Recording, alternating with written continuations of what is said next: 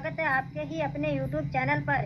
इस चैनल के माध्यम से आपको EPS 95, EPFO और पेंशन से जुड़ी तमाम खबरों से अवगत करवाया जाएगा और आप चैनल पर नए हो तो चैनल को सब्सक्राइब कर दीजिएगा और साथ में बेल आइकन को भी प्रेस कर दे ताकि सबसे पहले आपके पास आए खबरों का ताल्लुकात। और अब चलते हैं अपने स्क्रीन की तरफ। देखिए दोस्तों, आज हम इस वीडियो में बात करने वाले supreme court final order on pension case. Pension से इनकार करना गलत, सेवानिवृत्ति कर्मचारियों की मुश्किलों से नहीं हो सकता, बेखबर SC।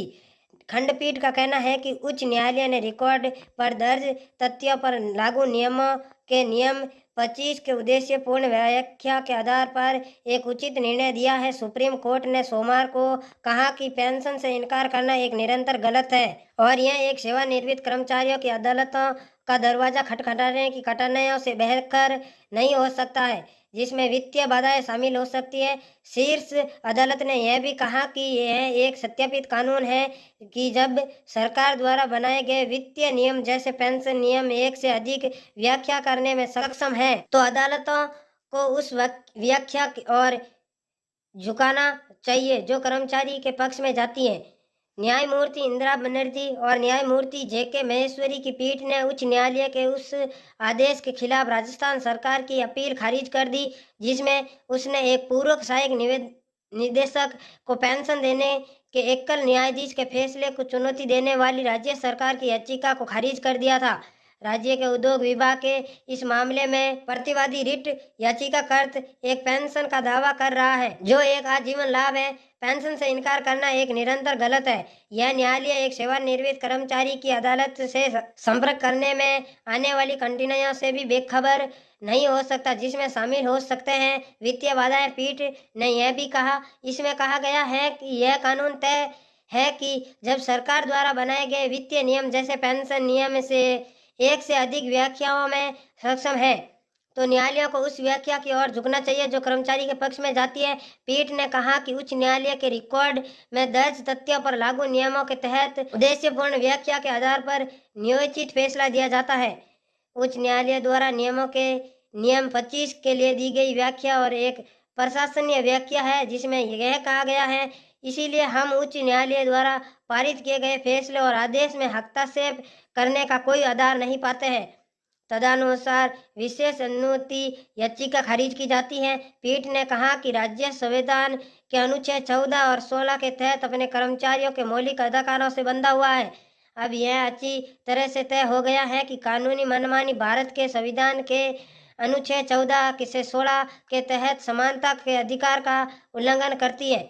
यह कहा और बताया कि कर्मचारी ने राजस्थान कृषि उद्योग निगम से सहायक निदेशक के रूप में नियुक्ति लेने के लिए इस्तीफा दे दिया। राजस्थान राज्य में उद्योग विभाग में RPSC के माध्यम से चयनित होने के बाद पीठ ने कहा कि प्रतिवादी OP गुप्ता को शुरू में 13 जनवरी 1967 से राजस्थान कृषि इंजीनियरिंग बोर्ड राज्य सरकार के कृषि विभाग में सहायक चार्जमैन के रूप में नियुक्त किया गया था। उसने कहा कि इंजीनियर बोर्ड के बाद राजस्थान राज्य कृषि उद्योग निगम में मिला दिया गया था और तदनुसार प्रतिवादी की सेवाओं को राजस्थान राज्य कृषि उद्योग निगम को उसी वेतनमान पर 8 जुलाई 1970 के स्थानांतरण आदेश के तहत स्थानांतरित कर दिया गया था। उन्होंने 12 अप्रैल 1977 पर लगातार राजस्थान राज्य कृषि उद्योग निगम के साथ काम किया।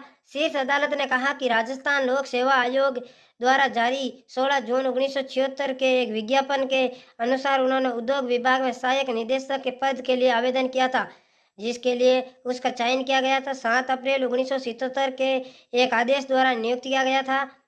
यह नोट किया गया कि गुप्ता के अनुसार वह 16 अप्रैल 1977 को उद्योग विभाग में सेवा में शामिल हुए और उद्योग विभाग में सेवा करते हुए उन्होंने सेवानिवृत्ति की आयु प्राप्त की और 30 अप्रैल 2003 को अतिरिक्त निदेशक के पद से सेवानिवृत्त होते उद्योग मुख्यालय जयपुर।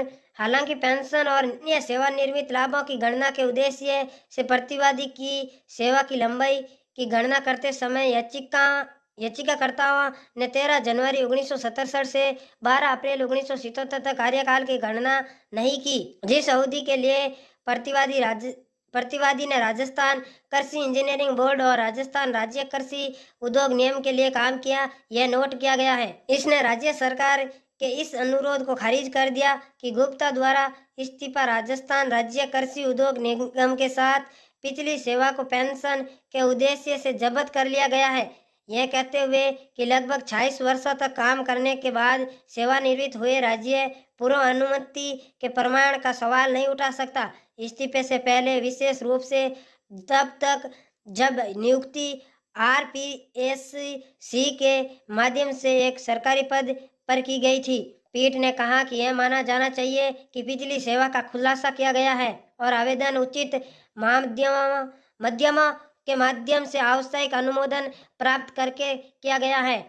प्रतिवादी ने उद्योग विभाग को अभ्यावेदन प्रस्तुत करते हुए अनुरोध किया कि 13 जनवरी 1967 और से 12 अप्रैल 1977 तक की उनकी सेवा अवधि को उनकी पेंशन और सेवानिवृत्ति लाभों के लिए गिना जाए, लेकिन 13 जनवरी 1967 से अप्रैल तक के सेवा कार्यकाल की गणना के लिए अनुरोध किया गया है। 12 अप्रैल 1977 प्रदान नहीं किया गया था। राज्य सरकार के फैसले से असंतुष्ट गुप्ता ने उच्च न्यायालय का दरवाजा खटखटाया, जिसमें 5 मई 2017 को यह माना गया था कि राजस्थान कृषि इंजीनियरिंग बोर्ड और राजस्थान राज्य कृषि उद्योग निगम के साथ उनके द्वारा प्रदान की गई सेवा पेंशन की गणना करते समय गणना के लिए उत्तरदायी थी और अन्य पेंशन लाभ उच्च न्यायालय के एकल न्यायाधीश ने आगे राज्य सरकार को गुप्ता द्वारा की गई सेवा की पूर्वी अवधि की गणना करने और उनके पेंशन और सेवानिवृत्ति लाभ सहित पेंशन के बकाया 9%